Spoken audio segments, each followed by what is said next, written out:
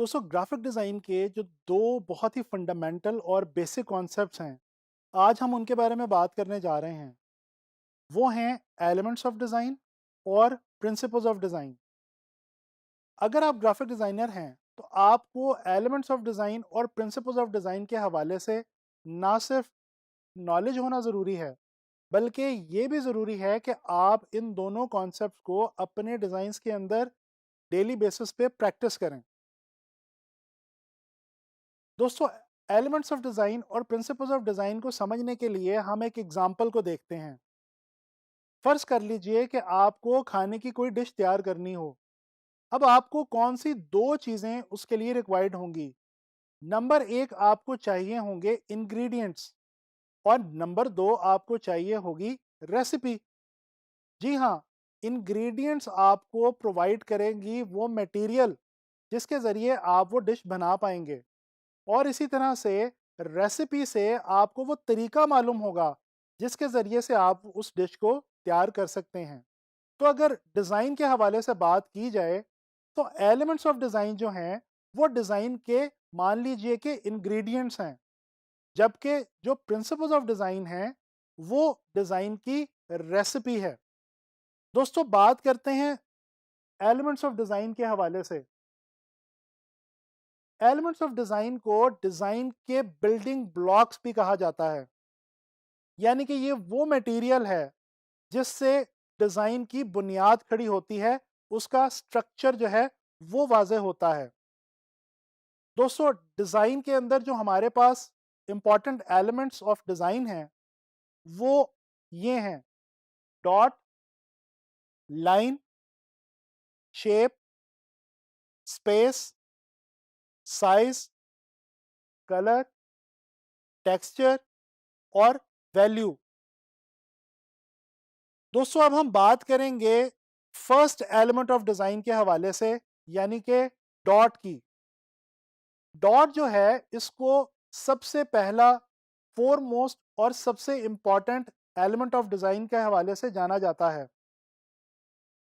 दोस्तों जब आप कोई ड्राइंग बनाते हैं, तो आप लाइंस लगाते हैं, और लाइंस को मिला के आप एक पूरी शक्ल किसी भी ऑब्जेक्ट की बना देते हैं। अगर आप गौर करें, तो आपकी ये ड्राइंग स्टार्ट किसी एक डॉट से हो रही है।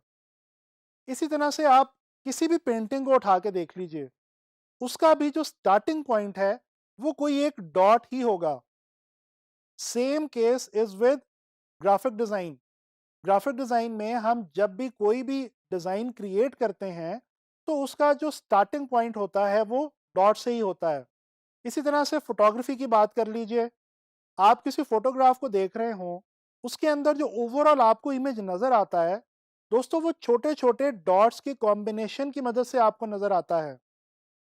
फोटोग्राफी की तरह टीवी या फिल्म के अंदर भी आपको स्क्रीन के ऊपर जो विजुअल या जो तस्वीर नज़र आ रही होती है, दोस्तों बेसिकली वो डॉट्स के कॉम्बिनेशन की मदद से ही आपको नज़र आ रही होती है। अच्छा, डॉट को उर्दू के अंदर नुक्ता भी कहा जाता है, और आपको मालूम है कि हमारी डेली लाइफ के अंदर नुक्ते की बहुत ज़्यादा अहमियत है। दोस्तों आप शायरी को उठा के देख लीजिए, या आप आर्ट्स की दूसरी फील्ड्स के हवाले से अगर देखें, तो नुक्ते की हमारी डेली लाइफ के अंदर और फ़नून लतीफ़ा के अंदर बहुत ज़्यादा अहमियत है। इसी तरह से कोई डिस्कशन हो या कोई डिबेट हो, वो भी स्टार्ट एक नुक्ते से ही होती है। फ़र्ज़ कर लीजिए कि आप अपने किसी दोस्त के साथ बैठे किसी भी टॉपिक पे डिस्कशन कर रहे हों। डेफ़िनेटली आपकी बात किसी एक नुक्ते से शुरू होगी, और फिर चलते-चलते वो पूरी एक डिस्कशन या डिबेट की सूरत इख्तियार कर जाएगी। तो इस तरह से हमें पता क्या चला कि नुक्ता या डॉट हमारी डेली लाइफ में भी बहुत ज़्यादा इंपॉर्टेंस रखता है। दोस्तों इस चीज़ को डिफ़ाइन करने के लिए मैं मशहूर सूफ़ी बुज़ुर्ग मोहतरम बाबा बुल्ले शाह साहब का ये मिसरा बताना चाहूँगा कि एक नुक्ते विच गल मुकदी है। बाबा बुल्ले शाह साहब ने भी अपने इस मिसरे के अंदर कुछ यही बात बयान करने की कोशिश की है कि तमाम दुनिया के अंदर जो चीज़ें हैं, वो एक नुक्ते पे ही डिपेंड करती हैं। दोस्तों फ्रेंच लैंग्वेज के अंदर डॉट के लिए हमें जो वर्ड मिलता है, वो है पॉइंट। और ये पॉइंट ही वो वर्ड है जिसकी बेस पे पॉइंटलिज्म की एक पूरी art and design movement Europe के अंदर शुरू हुई। दोस्तों, पॉइंटलिज्म यूरोप के अंदर बहुत ही मशहूर आर्ट एंड डिज़ाइन मूवमेंट के तौर पे जानी जाती है। इस मूवमेंट में होता क्या था? दरअसल इस मूवमेंट के अंदर काम करने वाले आर्टिस्ट और डिज़ाइनर्स डॉट्स की, छोटे और बड़े डॉट्स की मदद से अपनी पेंटिंग्स, अपने डिज़ाइंस या आर्ट पीसेस बनाया करते थे। मिसाल के तौर पे जॉर्ज सरे, जो कि एक मशहूर पेंटर हैं, उनकी इस पेंटिंग को ही देख लीजिए। अगर आप इस पेंटिंग को गौर से देखें और क्लोजली इसका मुशाहिदा करें, तो आपको पता चलेगा कि बेसिकली जॉर्ज सरे ने इस पेंटिंग को मुख्तलिफ बेशुमार छोटे और बड़े डॉट्स को कंबाइन करके बनाया है। इस तरह से इन्होंने एक खूबसूरत विजुअल जो है वो सिर्फ और सिर्फ डॉट्स की मदद से क्रिएट किया है। अच्छा, डॉट्स की जब हम बात करते हैं डिज़ाइन के हवाले से, तो दोस्तों याद रखिएगा कि डिज़ाइन के हवाले से डॉट्स छोटे स्केल पे भी हो सकते हैं, बड़े स्केल पे भी हो सकते हैं। उनका साइज़ कुछ भी हो सकता है। वो ब्लैक एंड व्हाइट भी हो सकते हैं, कलर्ड भी हो सकते हैं, थिक भी हो सकते हैं और थिन भी हो सकते हैं।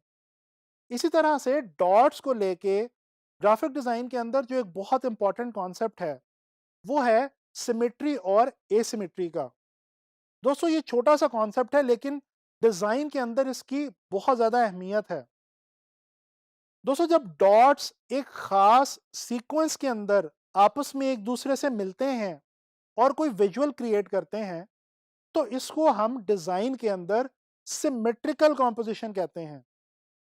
इसके बरक्स जब डॉट्स आपस में रैंडमली मिलते हैं, यानी बगैर किसी सीक्वेंस के मिलते हैं और उनके कॉम्बिनेशन से एक विजुअल तरतीब होता है, तो हम इसको कहते हैं एसिमेट्रिकल कॉम्पोजिशन। दोस्तों, मशहूर पेंटर वेसिली कैंडिंस्की का ये कहना है, everything starts from a dot, यानी कि हर चीज की इब्तिदा जो है वो डॉट से ही होती है।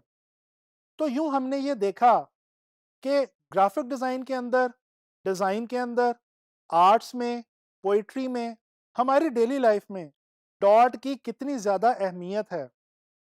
दोस्तों, नेक्स्ट लेसन के अंदर हम लोग बात करेंगे सेकंड एलिमेंट ऑफ डिज़ाइन के हवाले से, जो कि है लाइन।